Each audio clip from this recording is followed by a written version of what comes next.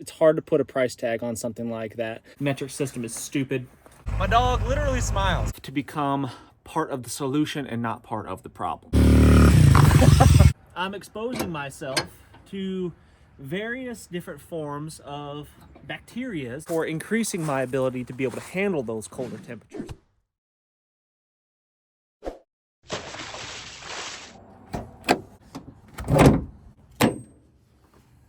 Hey friends, welcome back. I am Jason. We've got a big day today. I got a whole bunch of stuff to take care of. What I figured I would do is just bring you along for the ride and we'd have some nice chats as we go.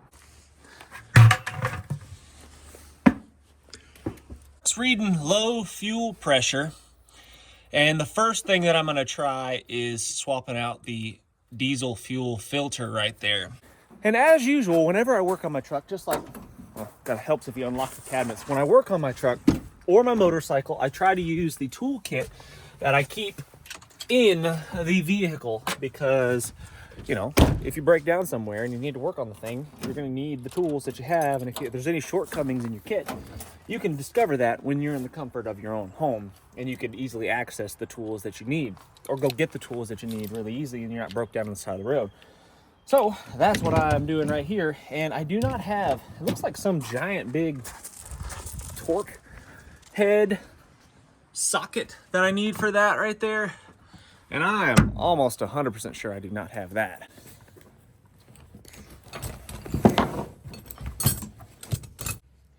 That's the biggest one I've got right there, and there's no way that's big enough. We're gonna go to plan B. Now, I think that it's super important to be able to work on your own vehicles to some degree. I mean, not everybody can be a master mechanic, of course. Not everybody can know everything about everything, of course. But to some degree, if you own it, you should be able to work on it and be able to fix minor things, basic problems that you might have. Yeah, you might need to phone a friend from time to time. You might need to look up a YouTube video on how to do the things and the stuff, but the confidence that comes from being self-reliant and doing your own work on your own tools, with your own tools, on your own machines and stuff is pretty good. I mean, I really appreciate my buddy taking the time to help me work on this truck. Like, I wouldn't have been able to do it without my buddy JP to help me build this truck. That's making a mess. I wouldn't even have taken on this challenge without him. But because I took on this challenge, I have a so much stronger understanding of mechanical things and how they work because of his help that I would not have had. I would not have been as confident of a mechanic if I had not taken on this monumental job of building this truck.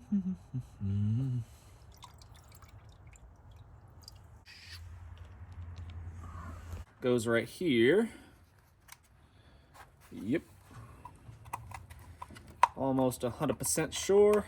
That goes like that. Put a tiny little bit of grease around this gasket here. Make it easier to get off, probably. Easier on, easier off. A little bit better seal, so hopefully it doesn't leak diesel fuel all over the place. Thread that on. And this replacement filter is really nice because it's just got a, hex head on there. That's the way to do it.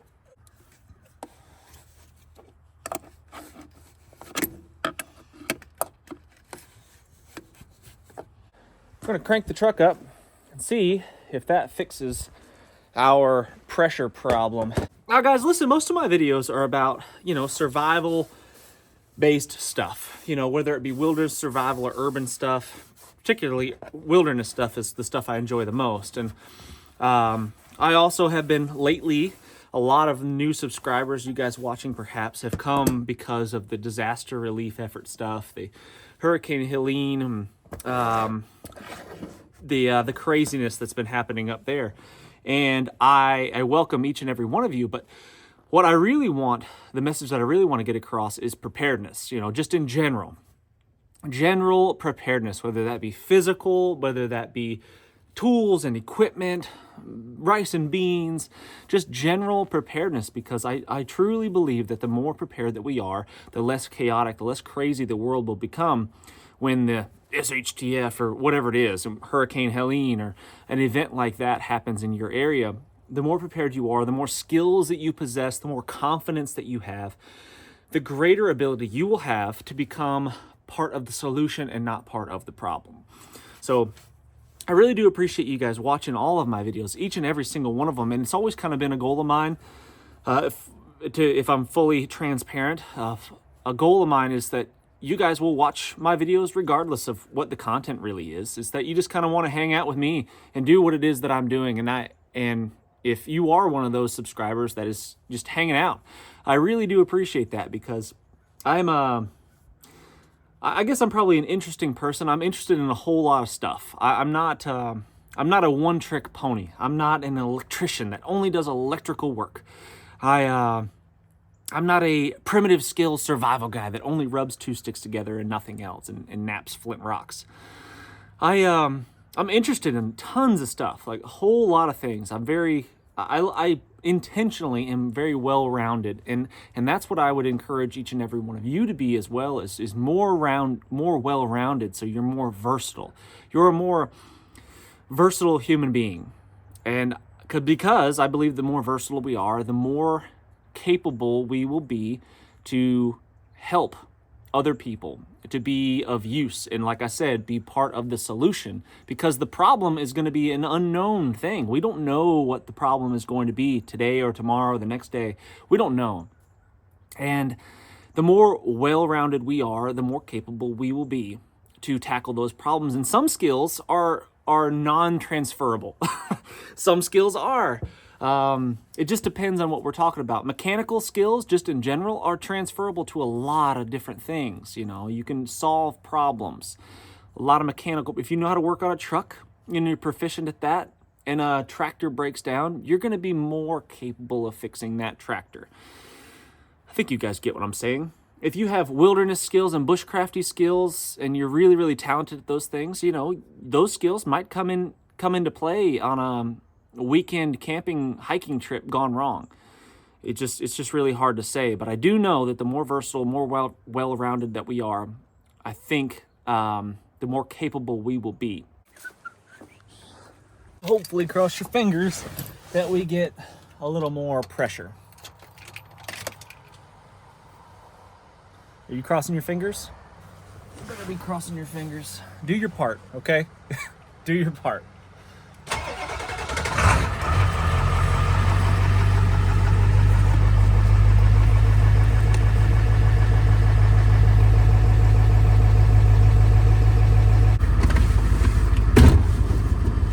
Cold this morning. Probably just at freezing. I'd say right at 32. A little bit nippy. Luckily, I've got my sleeveless jacket on. Keep me warm. Maggie! Do you want to come? My dog literally smiles. Do you want to go for a ride?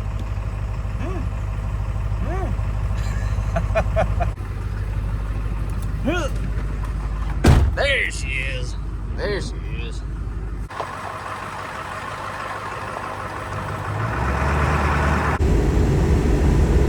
Well, crap. That didn't fix it. Unfortunately. But at least Maggie got to go for a ride. Oh, girl. Went camping with the family over the weekend. Took my daughter's hog here. She put some miles on it. This little Honda CRF 50 is probably the most reliable machine that exists. It's just never, it always runs. Every time you try to start it, it pretty much starts. And if it doesn't, for some reason, it's usually a very simple fix. There's not a whole lot that can go wrong on the thing.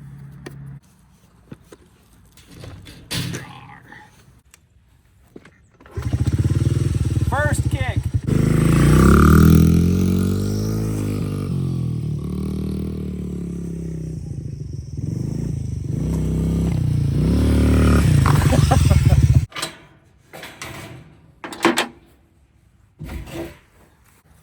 So in previous videos, I've discussed my philosophy on drinking wild water, right?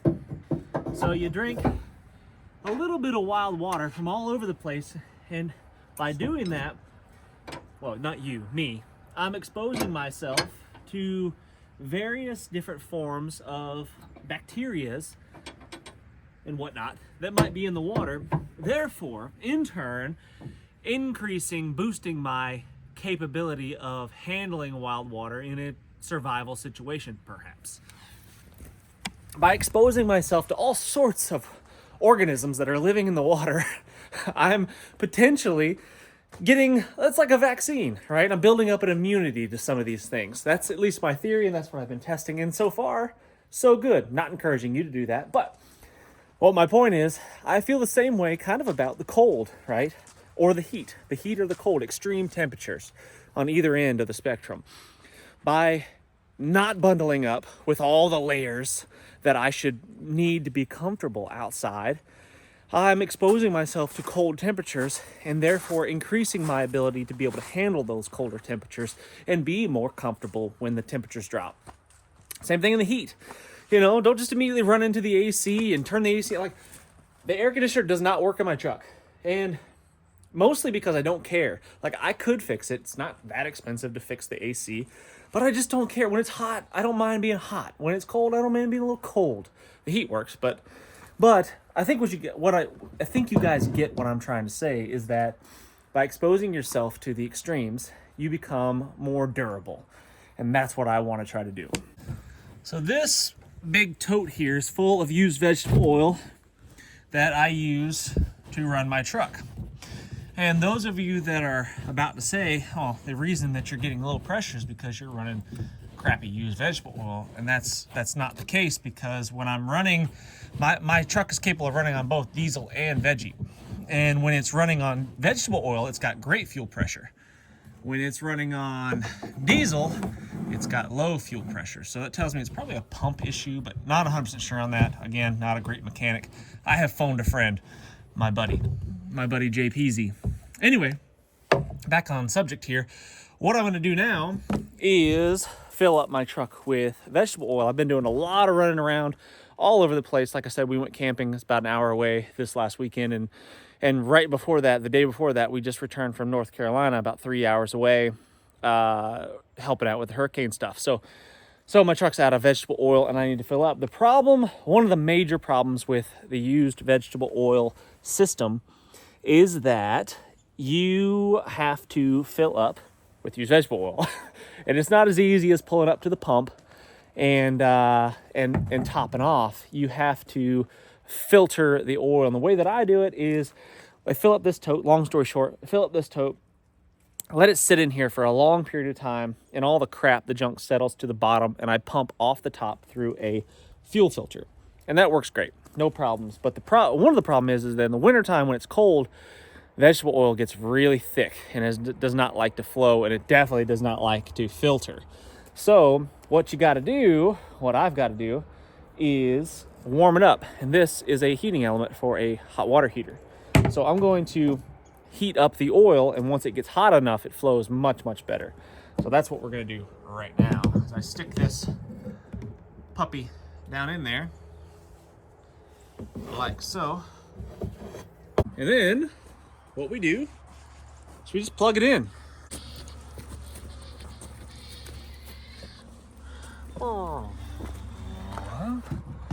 And we'll just walk in here, we'll plug this thing in. I do need to at some point today hose off my truck.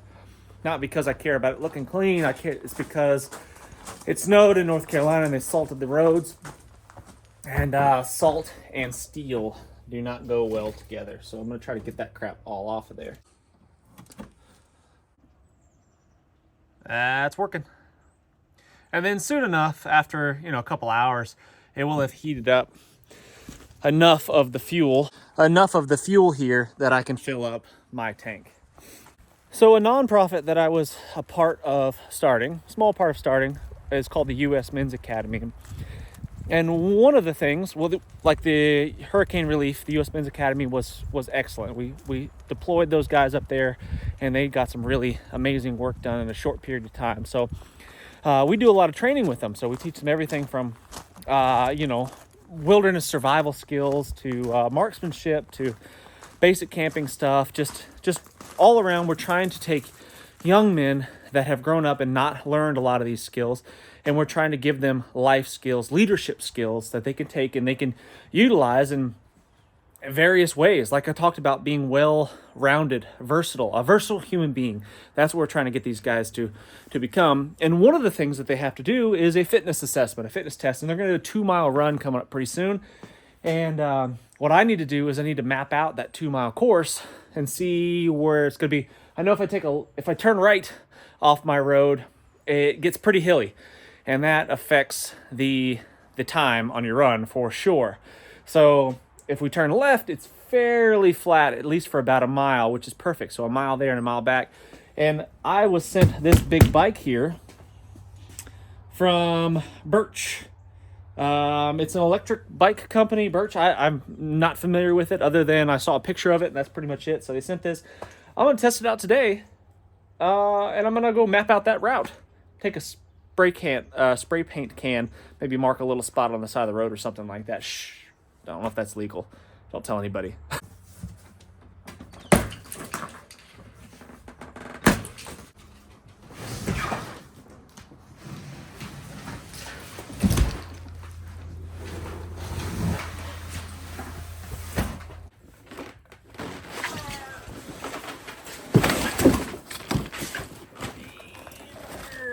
The eagle has landed. I can assure you, there's nothing here for you. Nothing. Beat it. Scram. Psh. The tools the bike comes with would get the job done, I guess, but definitely no comparison to an actual ratchet socket and a real screwdriver and, you know, the whole deal.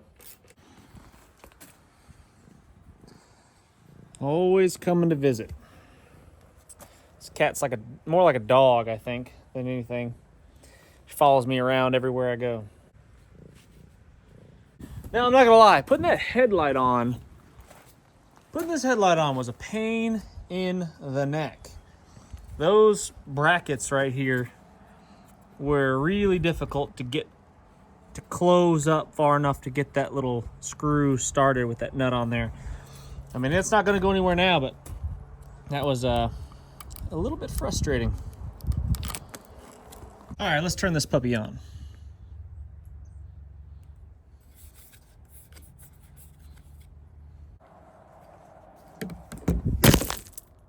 What do you think you're doing? What do you think you're doing?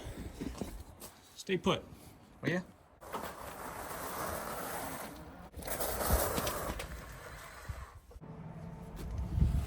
All right, strapping you to the front of this hog. Let's go for a ride. Little bouncy, little bouncy.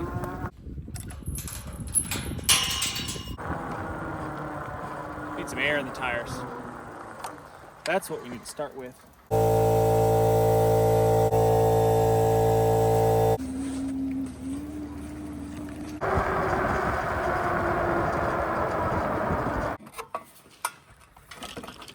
Not sure I like that better than I do a regular kickstand. I don't know. We'll see. But what I really need to do is figure out what exactly 1 mile is from here. So that's what I'm going to do right now. I could probably use the bike, but the GPS on my phone is probably going to be a little bit more accurate. It's got blinkers. Look at that. All right, got the trip to reset to 0 miles. I'm going to ride 1 mile away, and then I will double check the distance on the way back with the GPS on the phone.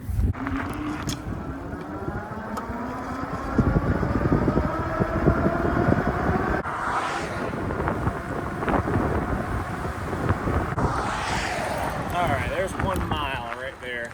Perfect. So odometer on the bike and the GPS match.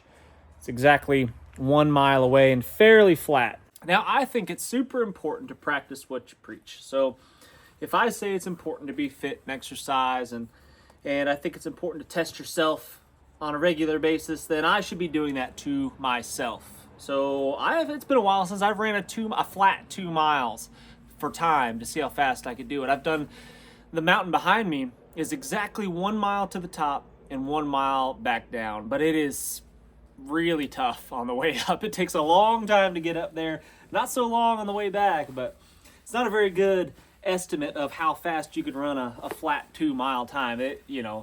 You think in your mind it makes sense, the uphill and the downhill, you'll run faster downhill so you'll make up for the lost time. That's not the way it works. Unfortunately, it is significantly slower. It usually takes me, I think the fastest I've ever done the top of the mountain behind me and back was, I don't know, 18 minutes or something like that. Right around 18 minutes, which sounds extremely slow for 2 miles, but it's, like I said, that hill's rough. But before I do that, I'm going to put my tools away like a good boy. I'm the worst. I get so squirrely. I finish up a job and then I'm like, I gotta go do this thing. I gotta run. And I don't put my tools away. And then when I need the tools the next time around, they're missing, they're gone, they're scattered. It's a problem, okay? I'm not perfect. It's a problem and I'm working on it. So right now, this is me doing the right thing and putting my tools away. Hey, maybe you'd like to see what my tools. These are the typical tools that I carry in my truck. For the most part, this gets the job done. I've got ratchet socket set deep well sockets, most standard in metric. I've got basically a simple screwdriver here with interchangeable bits. Crescent wrench. I've got channel locks, little picky-do thing because that's sometimes handy. Wire strippers, cutters. Extensions, sometimes you need a pretty long extension, so I just carry a few short ones here, and then combined they make a really nice long one. So good pair of pliers with some side cutters in it. Allen wrenches. I got another set of Allen wrenches in here. Right here, here's my 1/4 inch stuff, 1/4 inch sockets, ratchets, extensions. Got some Torx there, some zip ties. Everybody needs zip ties. Another set of Allens, side cutters, and then a full set of metric wrenches because just about everything on my truck is metric. At least all the stock standard parts are all metric. Why on an American truck is everything metric? I don't know. It's a good question. I'd like the answer to that as well. The metric system is stupid. Nothing good was built with the metric system. I prefer arbitrary units of measure because it's more challenging. You know what I mean? Any nitwit can work with ones and tens and hundreds, right? But it takes a real mental powerhouse, a real math wizard like myself and other fellow Americans to work with 5,280 feet in a mile. I'm about to go run 5,280 feet and then back. Metric system. Stupid.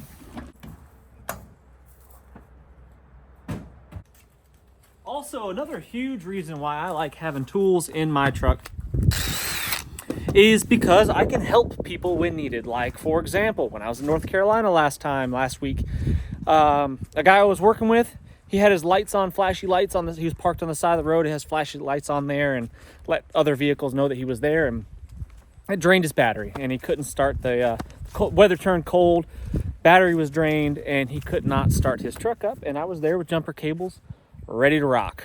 So the carrying tools primarily, obviously to keep yourself going, keep yourself on the road, but I really enjoy being able to help people when needed. All right, so this is not a review of this bike right here. I was pretty disappointed in it, actually, to be honest with you. I got on the bike, I was up there on the road doing my mile, and it was like 20 miles an hour was the max speed, and I had to help a lot going up the hills, and I was like, man, then I realized it's got 2 motors. It's a dual motor deal. And then I started playing with the little computer here, and I started messing with it. Apparently it comes on the lowest possible setting. So I jacked everything up to make it run at the max.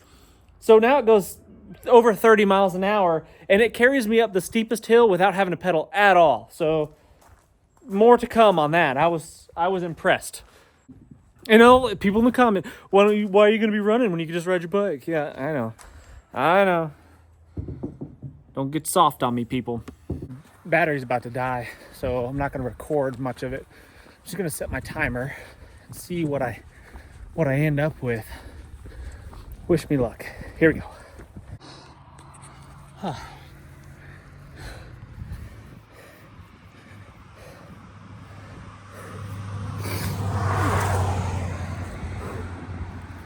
15:05, 2 miles.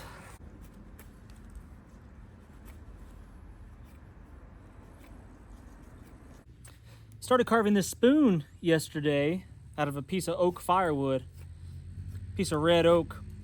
I was motivated. I was inspired by a book that I started reading by Craig Caudill. It's called Advanced Bushcraft. I'll try to remember to put a link to it in the description and in the comments section. It's a well-written book, great illustrations, and I just found that it kind of like, it's one of those things where you read it, you read the book, or you listen to somebody talk, and you're like, oh, I can do that. It's so easy.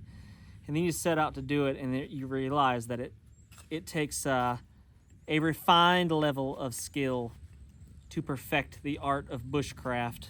And but needless to say, I have been inspired to get out and do a little bit of carving, a little bit of woodwork. He has just a way of speaking that encourages you, motivates you, inspires you to get outside and start working with this stuff and improving your skills. Highly recommend the book. Really well written. Anybody that's interested in bushcraft, or even someone that's not interested in bushcraft, would probably enjoy reading it. So again, I'll put a link to it in the video, as long as I don't forget. Watch out. With my bare forest knives on 3 machete right there. And then the rest of the finer carving I'm doing with this simple. It's a 16-inch. That is the thickness of a blade for a carving knife, in my opinion. The thinner, the better. I mean, 1/16 of an inch is plenty to get the job done. And it just slices through like a hot knife through butter on this stuff. I mean, it's just effortless carving, just really light strokes, push strokes right there. Really easy to craft this thing. Yeah, I'm not much of a carver, as you can probably tell, but it's going to end up being something. Might end up being a ugly spatula instead of a spoon, but we shall see. Well, apparently on my truck, there's a pre-filter before the pump, and then the pump goes to the fuel filter, the primary fuel filter. I changed out the primary fuel filter. May or may not have been the problem, but the pre-filter is clear. It's a clear plastic deal, and I forgot all about there being one there. And I shined my flashlight on it, and it is just gunky and nasty looking in there. So, my wife is in town today for craft day with my youngest, and she's picking me up one of those pre-filters, I hope, so I can get my truck back operational. Here it is. That is the pre-filter that I need to swap out.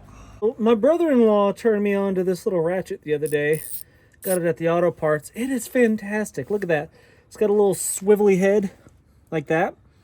And what's cool about it is, well, you can get to different angles and stuff like that pretty easily, but once you get something loose, you just kind of turn it straight and you can use it like a screwdriver, a nut driver. That's super handy. I really like it. Right there. Ah, lefty loosey, idiot. Gosh, sometimes, you know, told you, not a very good mechanic. All right, need a pair of pliers. Need a pair of pliers. Need some dead burn. Need dead gum pliers. Ugh.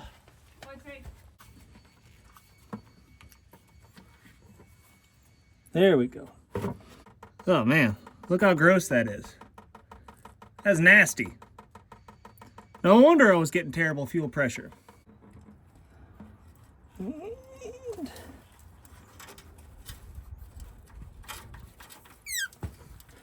That one's all the way in. Easy peasy. Where are you? Get out of there. What are you still doing under there? Come here. Come here.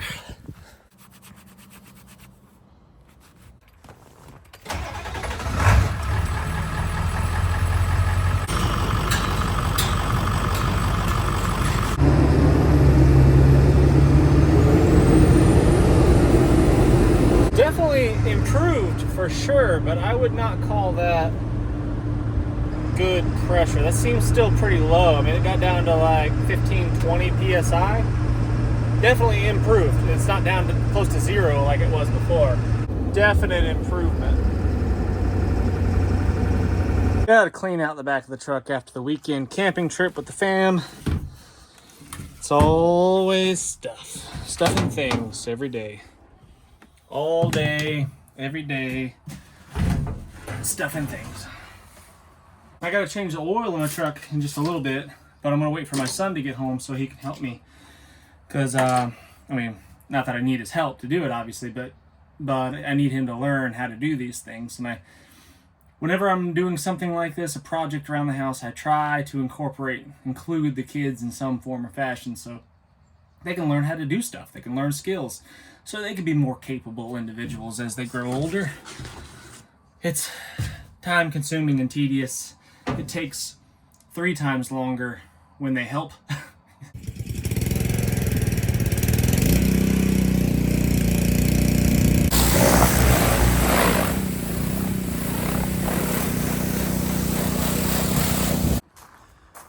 It looks a little better. At least I feel better about it. The On3 Adventure truck rarely sees soap. It gets a pressure washing from time to time, and that's about the extent of its cleaning process. Learning new skills, stepping outside of your comfort zone and picking up additional knowledge, tools, equipment, and the know-how to use them, I think it's invaluable. It's hard to put a price tag on something like that. Yeah, I mean, building this truck, for example, took me about a year. All my spare time in a year went into this truck, and it was exhausting. And there was times when I was like, man, this is not worth it. But looking back, would I do it again? Maybe, probably not, actually, because of the time requirement. But I cannot put a value on the lessons learned and the knowledge gained and the skills that I've acquired. So with that, what I would like to know in the comment section today, guys, is what skills have you been working on recently? Do you have weaknesses? Is there anything that you struggle with? I struggle with long distance running. 15:05 for 2 miles to me is not good. Like I need to improve upon that. I guess, 2 miles, I guess, is not really long distance running, but it's long distances for me. So I need to improve upon that. I need to improve my skills as far as radios and technology. I need to improve my skills in a lot of areas, actually. So let me know in the comment section what you're working on. What kind of things are you looking towards perfecting? Until next time, guys, what's the worst that could happen? Let's just go on 3.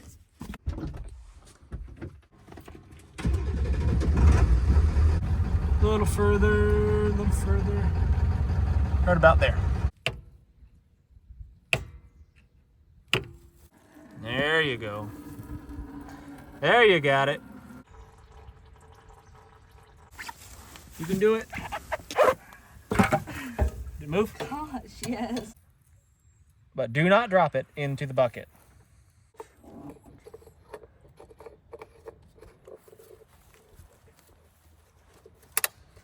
That's it. Oil change done. 10 burpees, 10 pull-ups, run to the creek and back. 9. Run to the creek and back. 8 and 8. 7, 6, 5, 4, 3, 2, 1. Make sense? Dad, can I do reverse burpees? No.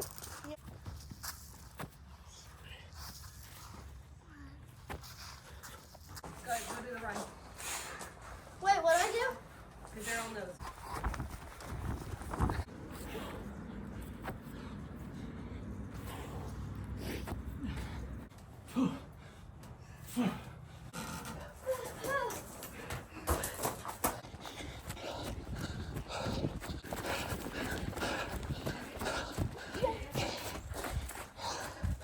Good job, guys.